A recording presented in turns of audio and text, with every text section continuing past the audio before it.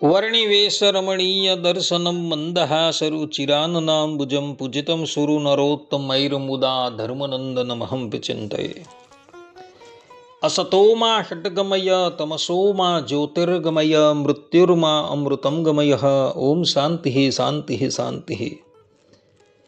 अस्मद्गुरुसमारम्भां नाथयामुनमध्यमां लक्ष्मीवल्लभपर्यन्तां वन्दे गुरुपरम्परा। આજની જ્ઞાન સભાની અંદર પધારનારા બધા જ ભગવદ્ ભક્તોને વેદાંતાચાર્ય, પુરાણ ઇતિહાસાચાર્ય, એમએ ફિલોસોફી શાસ્ત્રી રાકેશભાઈના હેતપૂર્વક જય સ્વામિનારાયણ.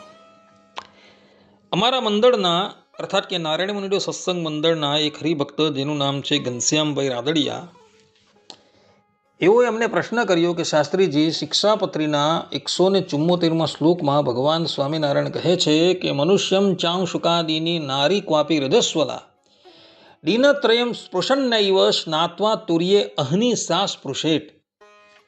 અર્થાત કે રજસ્વલા એવી જે સુવાસિની અને વિધવા સ્ત્રીઓ તેને 3 દિવસ સુધી કોઈ મનુષ્યને તથા વસ્ત્રાદિકને અડે નહીં અને ચોથે દિવસે નાહીને અડવું. આ પ્રમાણે ભગવાન સ્વામિનારાયણે રજસ્વલા કાલ દરમિયાન કોઈ પણ સ્ત્રીએ કોઈ પણ વસ્તુનો સ્પર્શ ન કરવો એવી સ્પષ્ટ રૂપે આજ્ઞા આપેલી છે. પરંતુ શું રજસ્વલા ધર્મમાં આવેલી નારી પોતાના બાળકને સ્તનપાન કરાવી શકે કે ન કરાવી શકે, એ સંબંધમાં શાસ્ત્રોનો શું નિર્ણય છે એ આપ કૃપા કરીને જણાવો. આ પ્રમાણે ઘનશ્યામભાઈએ જિજ્ઞાસા વૃત્તિથી મને પ્રશ્ન કર્યો. તો આજે આપણે આ વિષય પર થોડી વાત શ્રવણ કરશું. વાત શ્રવણ કરાવતા આગળ હું એક વાતની સ્પષ્ટતા કરી દઉં કે હું જે આશ્રમની અંદર છું એ આશ્રમની અંદર આ વિષય પર ચર્ચા કરવી એ મારો ધર્મ નથી. છતાં પણ ભગવાનની કૃપાથી મારો કંઈક શાસ્ત્રોની અંદર પ્રવેશ થયો છે, એટલે માટે ઘનશ્યામભાઈએ મને જે પ્રશ્ન કરેલો છે એ પ્રશ્નનું સમાધાન હું આ પ્રવચનની અંદર કરું છું. બધા જ શ્રોતાગણો અને એમાં પણ માતાઓ અને બહેનો એવો ધ્યાનપૂર્વક આ પ્રવચન શ્રવણ કરે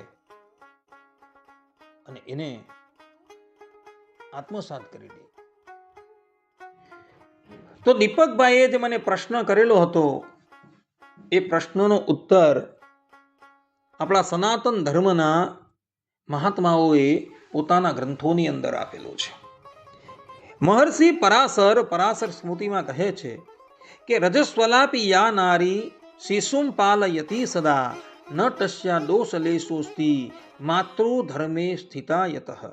અર્થાત કે જે સ્ત્રી રજસ્વલા ધર્મમાં હોય છતાં પણ તેણે પોતાના બાળકનું પાલન પોષણ કરવું જોઈએ, એ પાલન પોષણ કરવામાં તેને ક્યારેય પણ દોષ લાગતો નથી.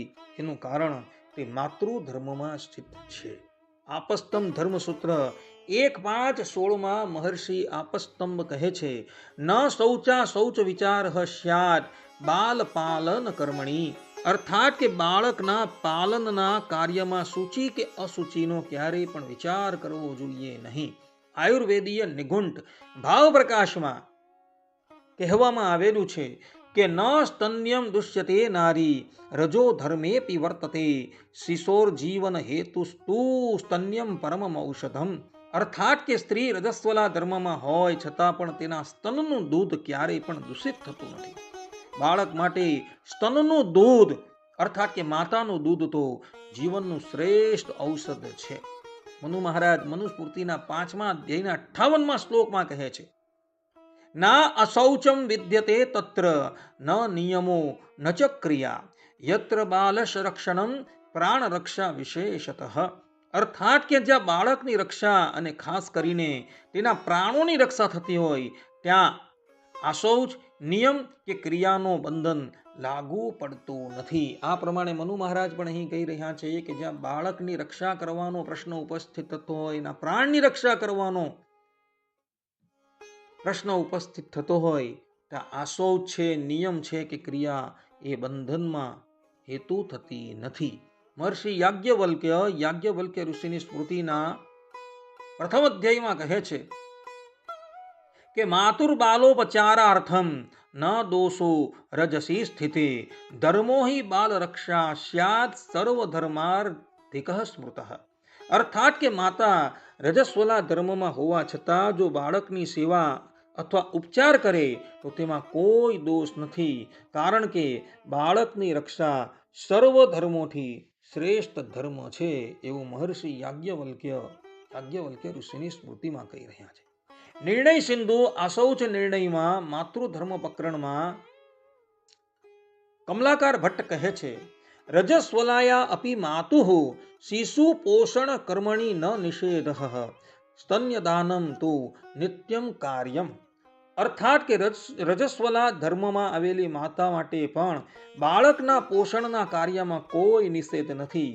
બાળકને સ્તનનું દૂધ આપવું એ તો નિત્ય કર્તવ્ય છે. એટલે રજસ્વલા ધર્મમાં આવેલી નારી પણ પોતાના નાના બાળકને સ્તનપાન કરાવી શકે છે એવું નિર્ણય સિંધુકાર કહી રહ્યા છે.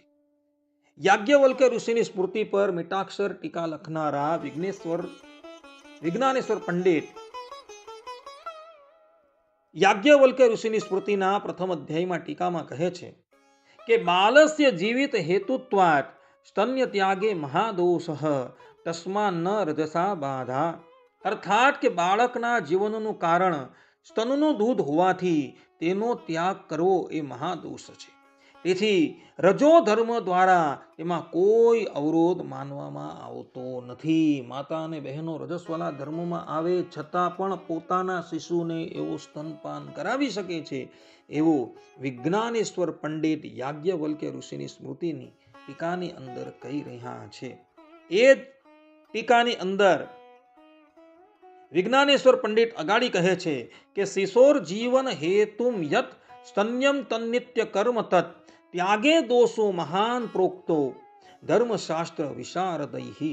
અર્થાત કે બાળકના જીવન માટે જે સ્તનનું દૂધ છે એ નિત્ય કર્તવ્ય છે, તેનો ત્યાગ કરવો એ મહાદોષ કહેવાયો છે. રજસ્વલા ધર્મની અંદર પણ સ્ત્રી પોતાના બાળકને સ્તનપાન કરાવી શકે છે. જો માતાઓને બહેનો રજસ્વલા ધર્મની અંદર આવીને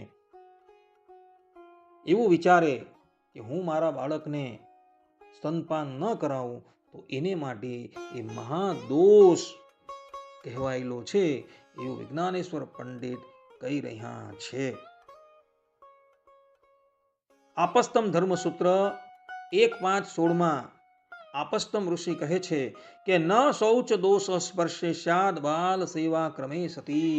અર્થાત કે બાળકની સેવા કરતી વખતે સ્પર્શમાં કોઈ આશૌચ દોષ લાગતો નથી. માતાઓ અને બહેનો રજસ્વલા અવસ્થામાં પણ પોતાના બાળકને નવડાવી શકે છે, દોડાવી શકે છે, સ્તનપાન કરાવી શકે છે એવું મહર્ષિ આપસ્તંભ કહે છે.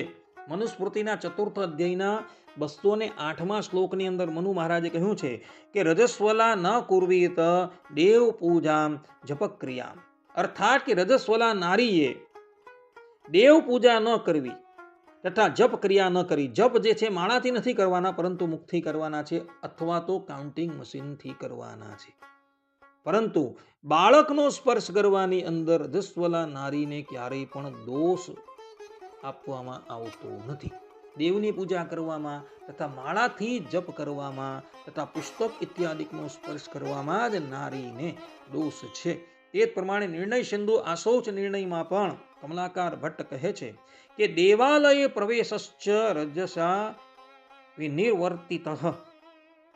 અર્થાત કે રજો ધર્મ દરમિયાન સ્ત્રીઓએ દેવાલયમાં ક્યારેય પણ પ્રવેશ કરવો જોઈએ નહીં.